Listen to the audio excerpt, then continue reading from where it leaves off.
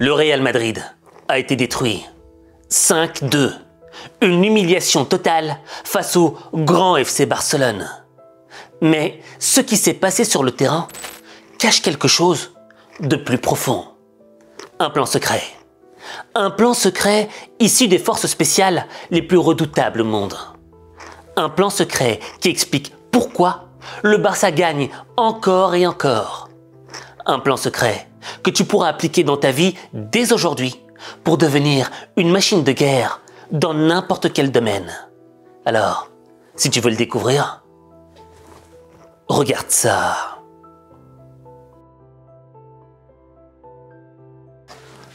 On va rentrer directement dans le vif du sujet. Honnêtement, le Barça m'a laissé sans voix. On est en Arabie Saoudite, à Jeddah. C'est la super coupe de la finale d'Espagne. Le Real Madrid affronte son rival éternel, le FC Barcelone. Et tu vois, sur papier, on se dit, ça va être un match équilibré.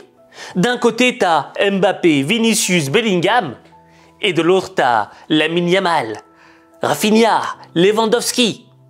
Bref, on s'attend à un grand match. Et dès les 5 premières minutes du jeu, Kylian Mbappé fonce et te marque un but incroyable. On a la sensation de retrouver le Kylian Mbappé d'antan. Et dans le public, tu ressens l'atmosphère. L'atmosphère des pensées qui disent « on sent que c'en est fini pour le Barça ». Mais le public se trompe. Le Barça va donner une leçon d'humilité au Real Madrid. 5 buts, 5-2. Malgré qu'à une certaine partie du match, le FC Barcelone était en infériorité numérique.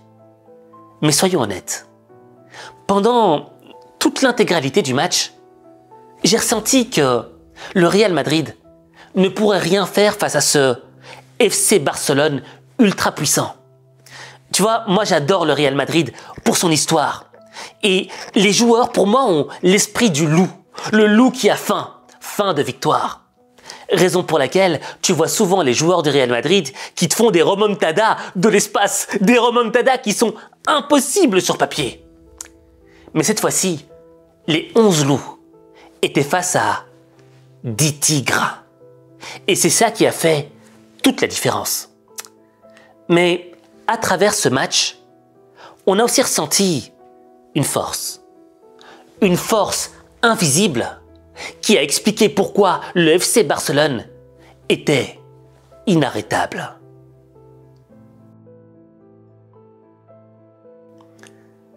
Tout commence avec cette simple prise de conscience. Je m'explique. Qu'est-ce qui a vraiment manqué au Real Madrid, selon toi? Tu sais, moi je l'ai toujours dit. Le Real Madrid, je les respecte pour leur grande histoire et surtout pour leur remontada incroyable. Et à travers toutes les remontadas qu'ils ont réalisées, on prend conscience d'une chose importante. Le Real Madrid, c'est pas juste une équipe de foot. C'est surtout un état d'esprit. Et dans le milieu du football, il n'y a pas beaucoup d'équipes qui ont l'état d'esprit. Et revenons-en au Barça. Le Barça, c'est pas l'état d'esprit qu'il caractérise comme le Real Madrid. Non, il y a quelque chose d'autre. Quelque chose qui était sous nos yeux, mais dont j'ai seulement pris conscience hier en les regardant jouer. Je m'explique. Quand j'ai regardé Rafinha, Lewandowski et Lamine Yamal, j'avais l'impression de revoir dans un style différent Neymar, Messi et Luis Suarez. Et quand j'ai pensé à ces 3 joueurs, j'avais repensé aussi aux autres joueurs de mon enfance.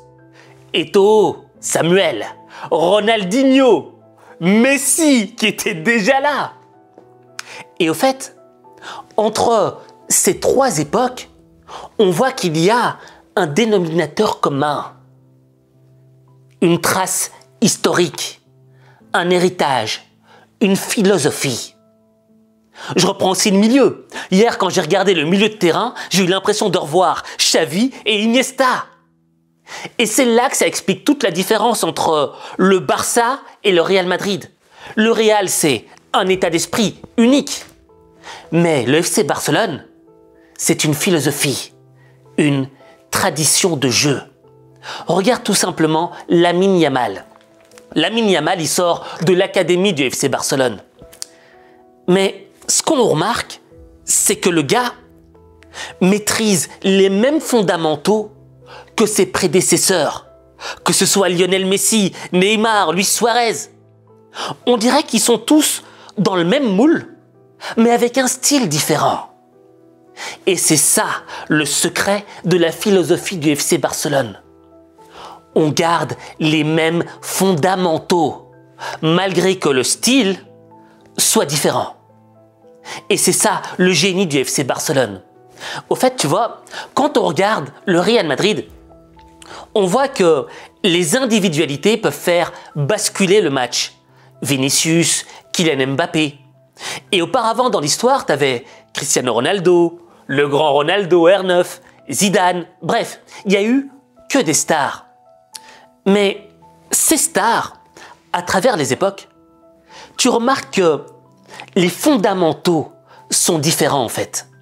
Tu as le sentiment que le talent individuel de ces joueurs stars primait sur la philosophie de jeu du Real Madrid. Ce qui fait toute la différence avec le FC Barcelone. Et au fait, la puissance des fondamentaux, c'est que l'individualité du joueur ne s'oppose pas au collectif de l'équipe. Non.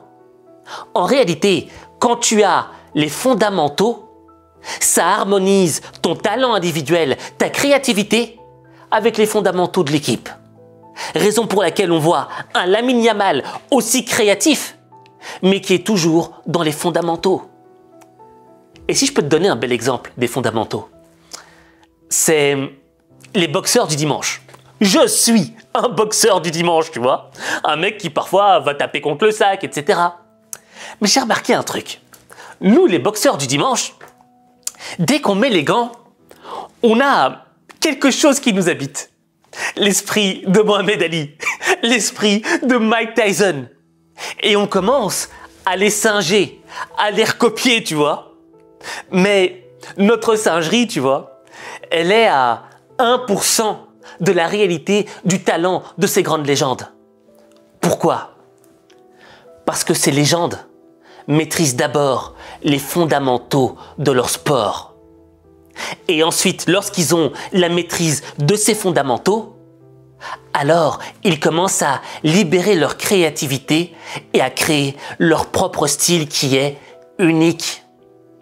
Et c'est ça la différence entre la puissance et seulement un talent individuel. La puissance, c'est le talent individuel associé à la maîtrise des fondamentaux, des basiques. Et sans en prendre conscience, les joueurs du FC Barcelone ont utilisé une tactique, des unités spéciales les plus redoutables au monde. Et leur chef a révélé quelque chose qui m'avait complètement choqué.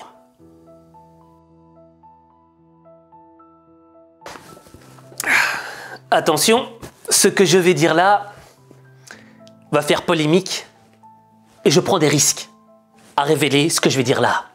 C'est politiquement incorrect. Bon, j'arrête le suspense. En France, la peine de mort existe toujours. En France, la peine de mort existe toujours. Je m'explique. Elle n'est pas écrite dans les lois. Elle n'est pas validée par les députés ou les sénateurs, non. Il n'y a qu'un seul homme qui a le droit de prononcer une peine de mort. C'est le président de la République française. Et cette peine de mort est liée à une lettre grecque. Une lettre grecque qui s'appelle delta. Et en réalité, en France, il existe ce qu'on appelle des agents secrets de l'unité delta. Une unité de force spéciale où les agents secrets de cette unité ont le droit d'assassiner et de tuer n'importe quel ennemi de la République française. Mais ils n'ont pas le droit de tuer des ressortissants français, juste des gens extérieurs. Ça, je l'ai appris grâce à des gens bien informés. Et au fait, ce qui m'a marqué avec cette lettre delta, c'est que cette lettre grecque est aussi utilisée par les États-Unis pour désigner leur unité d'élite, une unité de force spéciale que l'on déploie sur les terrains style Afghanistan et en Irak, uniquement pour les missions que tous les autres corps d'armée seraient incapables de faire. C'est les forces spéciales Delta. Et ces forces spéciales, elles ont un chef, enfin un ancien chef, qui s'appelle John Shrek McPhee.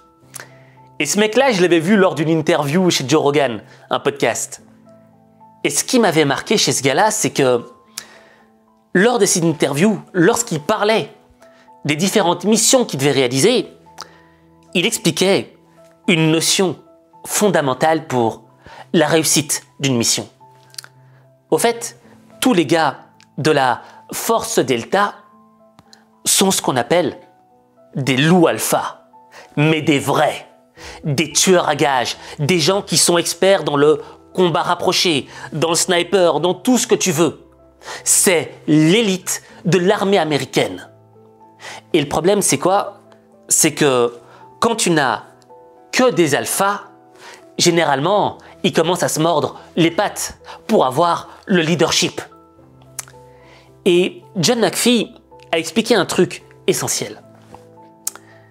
Pour réussir une mission, et pour faire en sorte que chaque loup alpha puisse exprimer le maximum de son potentiel, de sa créativité dans l'assassinat des autres, on doit avoir un objectif commun, une valeur fondamentale qui nous réunit tous, un petit peu comme une boussole qui nous dirige tous vers le même chemin, vers le même objectif. Et en réalité, lorsque tu regardes le classico d'hier entre le Barça et le Real, tu prends conscience que le Real Madrid, malgré toutes ses individualités alpha, des joueurs qui sont tous des prétendants au Ballon d'Or, sur le terrain, il y avait un déséquilibre. Il n'y avait que Kylian Mbappé qui avait vraiment brillé, mais tout le reste, ils étaient sombres. Et je me souviens qu'il y a eu d'autres matchs où c'était tout le reste qui brillait et Kylian Mbappé qui brillait pas. Bref, on est constamment dans une sorte de déséquilibre. Pourquoi? Parce que le fondamental, l'objectif fondamental n'était pas commun à toutes les individualités. Et la force du Barça, c'est quoi? C'est de prendre tous ces éléments hétérogènes, tous ces éléments de l'équipe qui sont tous différents, qui ont chacun leur propre style, leur propre créativité, leur propre force dans leur domaine, et de les associer tous ensemble pour créer une seule entité, un bloc, une machine de guerre. Et le liant de ces blocs, c'est quoi? C'est les fondamentaux, tout simplement. On partage tous quelque chose en commun. Et parce que l'on partage cette chose en commun, je sais que je peux m'appuyer sur mes coéquipiers. J'arrive plus à parler français. Et j'ai déjà parlé français. Je m'appuie sur mes coéquipiers pour libérer le maximum de mon potentiel. Raison pour laquelle, quand on a regardé hier le FC Barcelone, on a senti un bloc uni, mais en même temps des individualités qui osaient marquer des buts.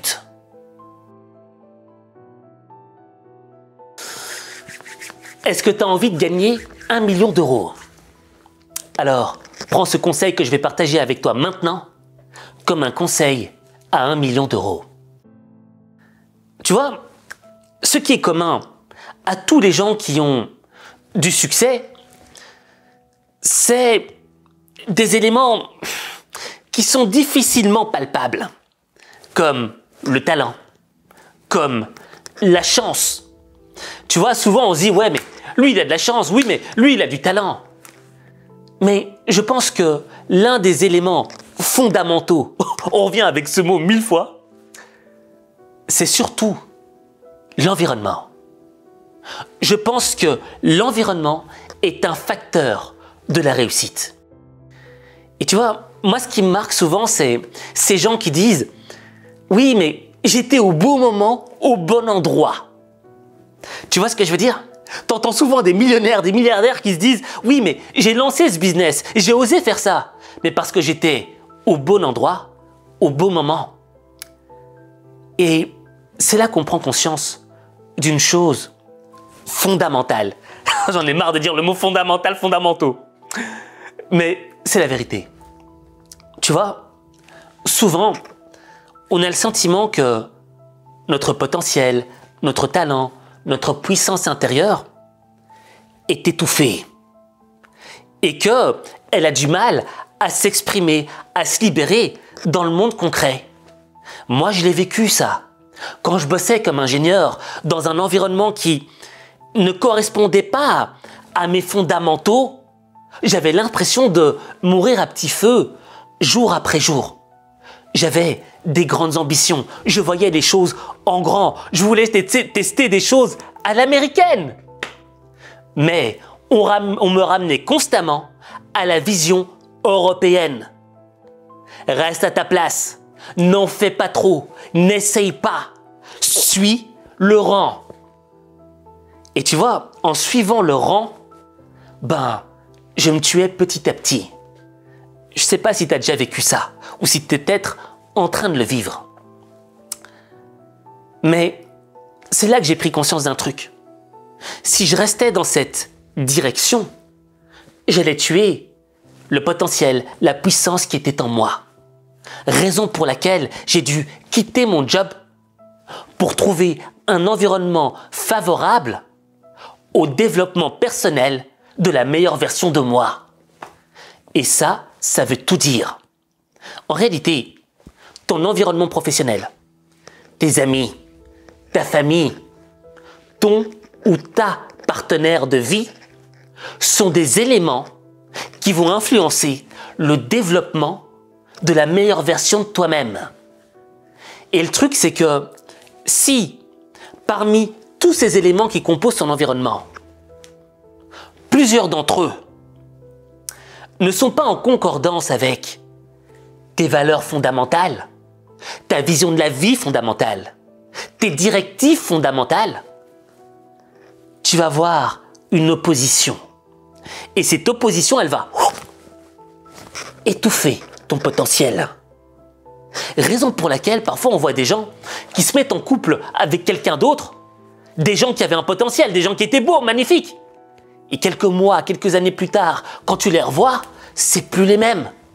T'as l'impression qu'on leur a volé la belle partie d'eux-mêmes pour laisser une partie molle, grise, sans réel goût. C'est ça le principe fondamental de la vie. C'est de choisir un environnement qui partage les mêmes valeurs fondamentales que les tiennes. Et quand tu comprendras cela, tu transformeras ta vie. Mais ta vie, il n'y a que toi qui peux la transformer. Il n'y a que toi.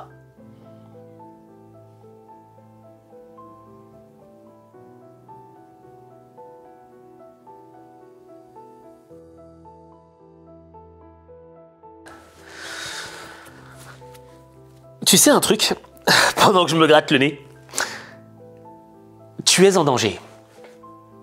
Tu es en danger. Je suis en danger. Pourquoi?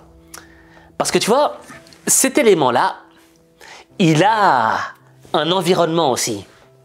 YouTube, TikTok, Twitter, X, Insta.